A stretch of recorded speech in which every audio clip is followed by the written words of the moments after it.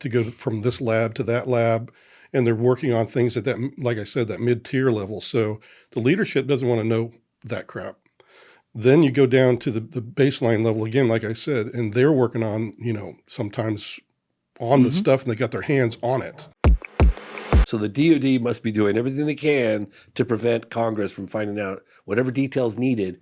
Case in point, they still haven't gotten into a skip with David Grush. Yeah, and you know what? That doesn't surprise me, because my take on it, and I think a lot of people out there have a similar take, it's like the intel communities, these are people who are there forever in some cases. These congressmen, they come, they go, they come, they go, they come, they go. They're all fucking politicians. They're gonna suck the next dick just to get elected.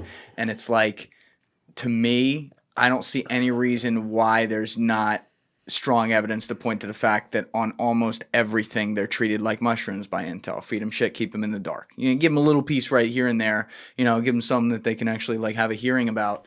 But what do they really even know? What are they not being told? I worry about that, like with the president and the vice president. What are they not being told? It's not like they're actually their ears on the ground in whatever fucking country or part of space or whatever. They are trusting that the information coming into them in the presidential daily brief is accurate. Not just accurate, but the full scope. Yeah. Yep. And like, who's to say it is? And I would imagine, coming from your world, Jay, it's like, there are things that people are like, they don't need to know that, right? Exactly. And I've been told that. I've had to tell other people that. But you're correct. It's one of those things where when you're in a leadership role at the DOD level, and whoever else might be involved, the secretaries, they don't need to know what's going on, like at a location, and know that, we wheeled in something today and we worked on it this way and we worked on that. They don't need to know all that stuff. They just need in general to know that, all right, do you have your budget? Do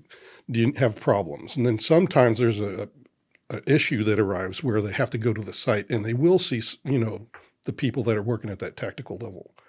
But for the most part, when you're talking the leadership level, they just have that, I know something's going on, but I don't know all the detail. Right. Explain to me, because I was asking you about this earlier, because I'm trying to wrap my mind around how the secrecy is kept. We've got WUSAPs, right, which is a waived, unacknowledged special access program. Yeah. So is that under the umbrella of the DOE, Department of Energy? It's under the departments and the agencies all have their own special access programs. Department of State also, they all have those. So they each have an umbrella program for their set of projects. Now, at the top level, whether you're talking about a secretary or director of an agency or the Air Force or the Army, whatever, that's when at the top level, it breaks out into the each of the commands underneath them, mostly military, and they are given another part to work on that's also at a kind of a mid-tier of management level, and they work at that level. And then there's another one that goes down to the tactical units that actually have the lab or the location where the stuff is being processed and things like this. So how do they keep Congress from having oversight? I mean, like they need money to run these programs. So how do they get money? How do they, give me layman's terms with some technical stuff. How's it done? Well, for the most part, what's done is that they choose people that have integrity and have been shown the integrity to manage a budget, a black budget. And honestly, run that on behalf of Congress and so on and so forth. Cynically, though, the same people who are failing the audits at the Pentagon every goddamn year. What I mean? Yeah, the ones that can't explain where the money went. Yeah. Oh, we lost $2 trillion. Sorry. Yeah, just sorry. No. Hey, can I have more? But these are the people they're like vetting to do this. Exactly, and that's why you were read into a couple of special access programs. How did that happen? Give me some details. Like, put me there a little bit, if you don't mind. I mean, whatever you can reveal without getting yourself in trouble. This is the James Fox podcast, Alessi. Okay, so first of all, I caveat everything with the fact that I feel myself as a normal guy, just regular, just happen to have a lot of luck or whatever. But they do have their radar up when you do start to be kind of looked at to go into a program. And they're looking for certain aspects. You've got, like for me, I think when I got into the program back in the 90s, they looked at my analytical capability, my memory, how I was able to remember things and connect the dots. Well, how did they look at your memory? Like taking tests of you or psychological Well, evaluations? intelligence, you already have to have a pretty good IQ Yeah, to begin with that. Yeah. But they had been hearing things that other people in my career field couldn't do. Like I think they were there when I was taking a test or being quizzed for a test by one of my coworkers who was helping me because I have to take volume review exercises, tests, just like anybody else who's certifying on equipment. And I, for some reason, my brain just absorbs that. The most I've ever questions that I would go and review is about 300 for my tests. And I could remember them to about 95% percentile. And for some reason, if you were my supervisor, whoever's quizzing me, I could finish your sentence for you about the question it was, and I'd give you the correct answer. And I don't know how I do that. I can't do that for everything. I'm not good with birth dates or anything like that, but good grief, that's one thing I could do. So you don't have a photographic memory, but you have something where there's a special level of recall on certain Correct. facets. Right. There's certain areas that I think they found interesting with me. And you could draw really well too, right? Yeah, I'm an artist, and I think my memory really connects when I connect the dots between one piece of information that's related to this piece of information, and that's what they're mainly looking at.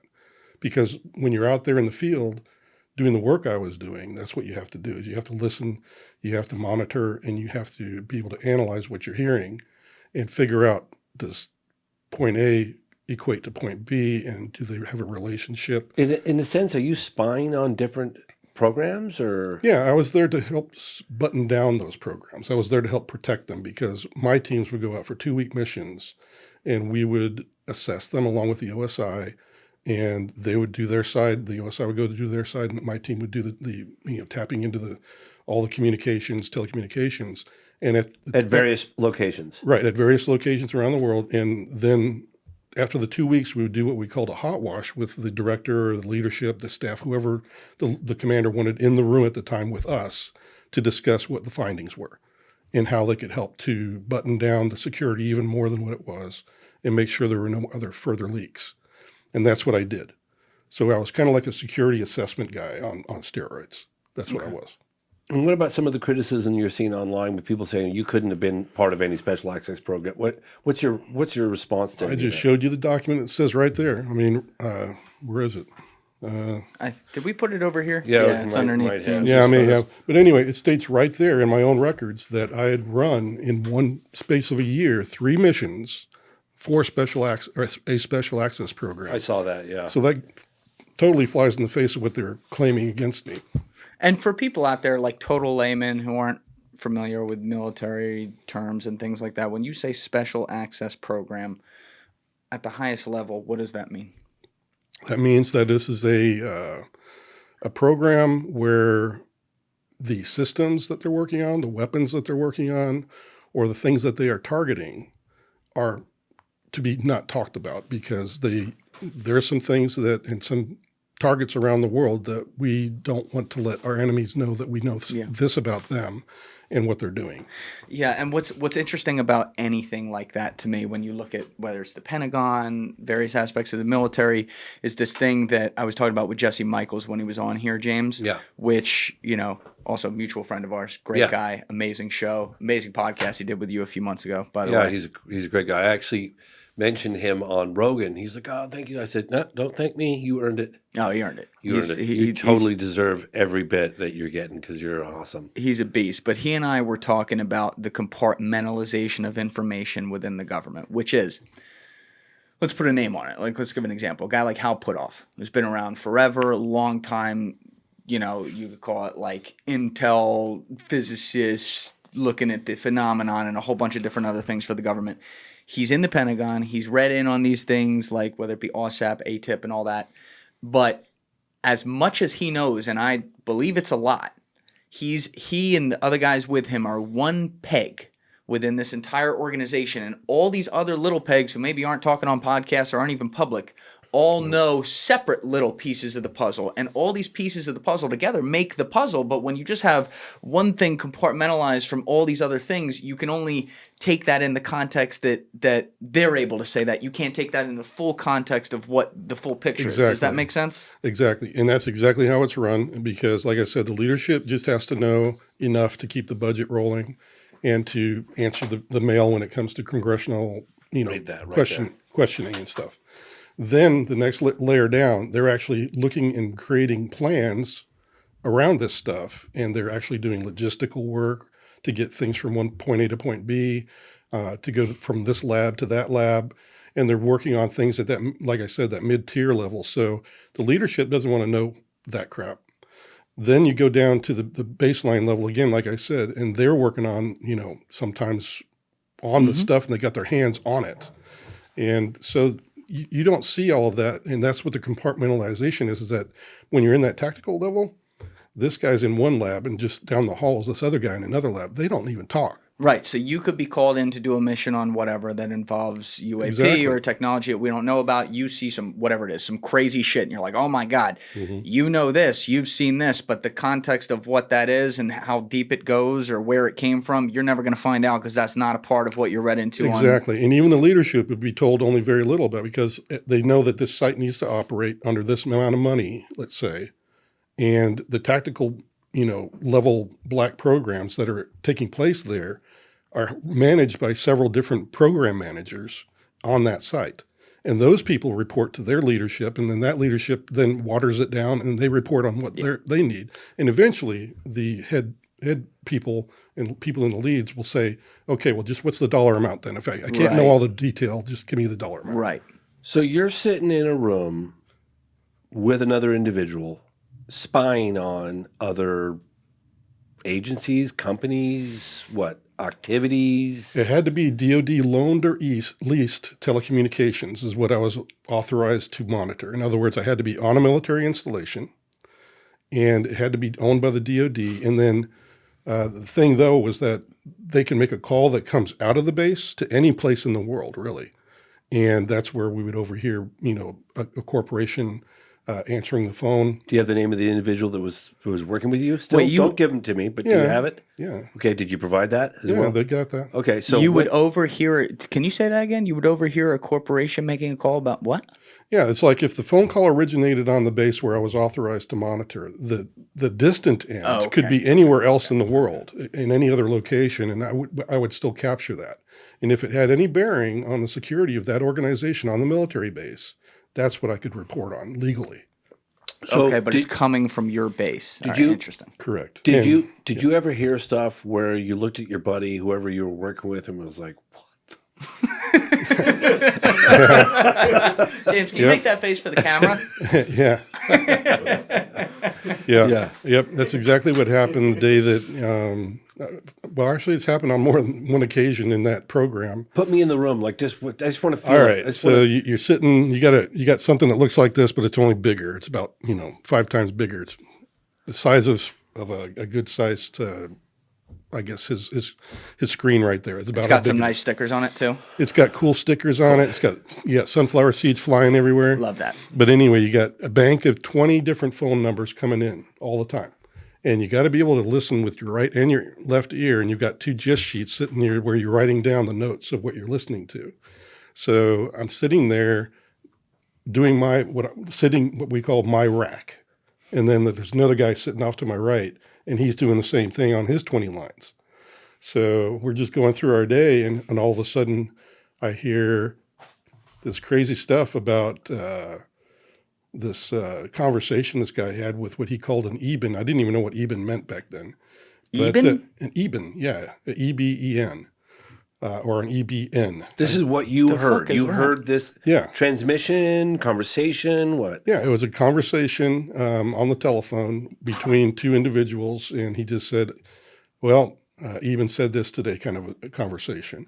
And what he relayed was just that, there's some serious stuff coming down for people in the program because, we have equipment that's theirs and we have biologics that's theirs. And he was like, well, what if we don't want to give it back? And he's like, well, they don't like that idea. And quite frankly, we're going to be put to death if we don't give it back. So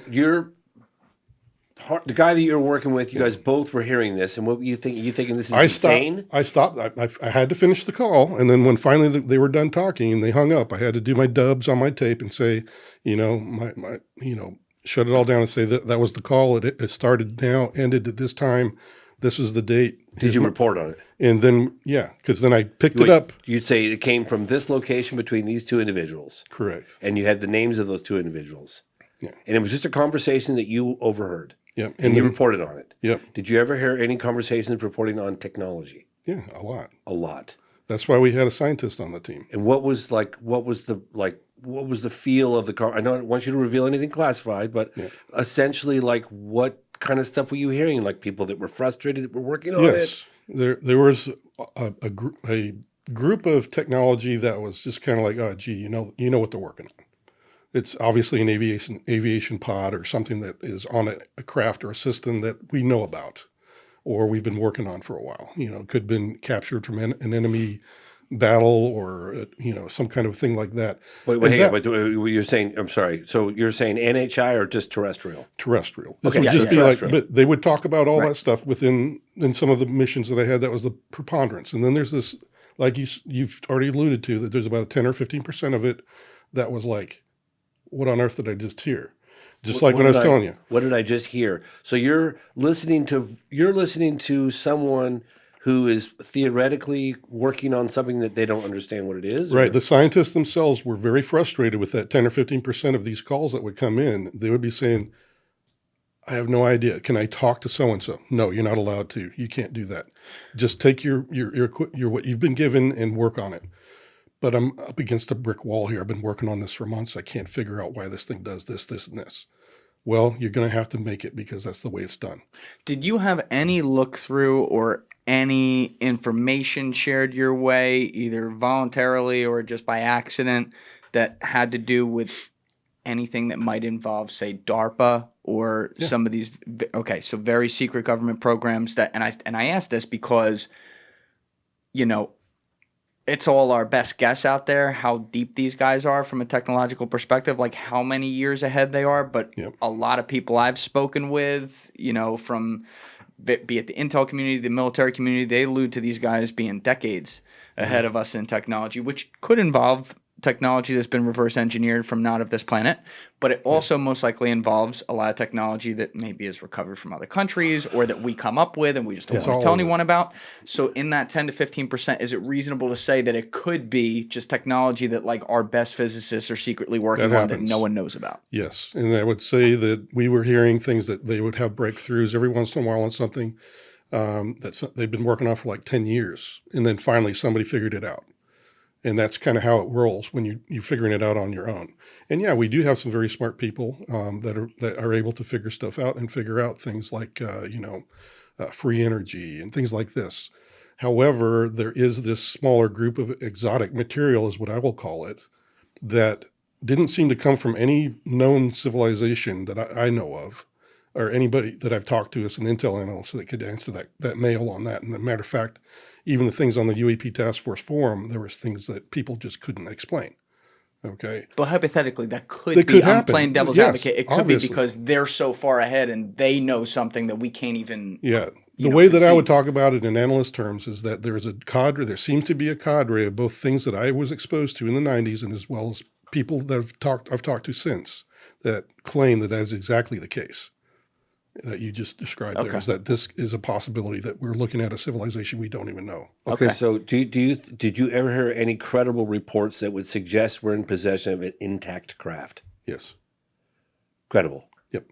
Craft not of this earth, or craft that's just unidentified where it came from? They didn't know who it was from. Okay. That's how they deemed it.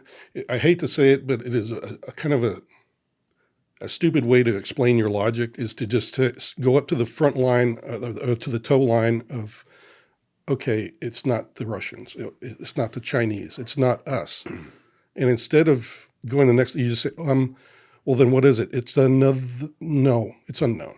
I won't say it. I won't, I'm just going to tell you I don't know. Okay, James, here's what I want to do real quick. Yes. I'm about to pee myself, so let's go take care of that. Let's take a quick break. When we come back, I want to start from the beginning on Jason, and we're going to come back to where we are blue right man. now. The blue man. All that, but I literally want to start from the beginning and get to know you, like as a person, and where you come from, and what you're about, and what happened in your career, and how each desk happened. Like we've alluded to a lot of it today. We have also checked your military record to see that what you're saying about where you were is real. I also want to read what you just asked me to read about 10 minutes ago, James, but we never did. On this report, it says his expertise, referring to you, Jason Sands, managerial abilities and leadership qualities prompted a, quote, by name, unquote, request to fill a critical position in a sensitive required access program, which is what you were talking about. So this is something that's classified. They knew me for some reason, and something about me made them pick me. Okay. Handpicked. Yeah. I got to show this to my buddy, Matt Cox, who's like a brilliant con man. I got to see if this is like good fraud or if it's real, you know. Maybe you said you're an artist. Maybe, you know, there's fine art degrees at work right here. Harley, I remind your audience. Look at, smell that piece of paper and see how old that thing This smells. guy never intended to come forward publicly. I blew his cover, so Yeah. No, but at the very least, I owe him the saying right that. of a. Oh, hell well, yeah. I owe you a voice. Yes. Yes, I owe that okay. to you. And that's what we all deserve You're a voice. getting. That's what we're going to do right now. So we'll be right back, and then we're going to pick up with Jason's full story. Yeah, it's very hard to handle. And just so that people have transparency out there, because you have said this publicly, what is it that you explain was the context with this? As in, you received an order from someone at some point that said, you got to shoot this NHI. And I feel really uncomfortable talking about this because this is a credibility destroyer, in my opinion, and it really bothers me that And you're I don't talking like about it, talking and I don't about want to be connected to it. In It's any going to way, bring shape, back. or form. well, actually, And I've already told him that. All right, so if hold you're on. going to make those claims, I'm walking out the door. No, I'm not. I'm sorry. I have to tell you- it's already bad enough.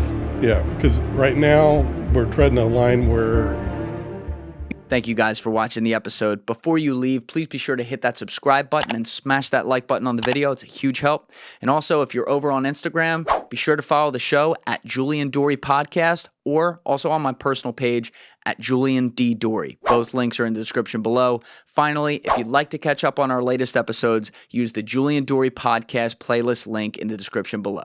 Thank you.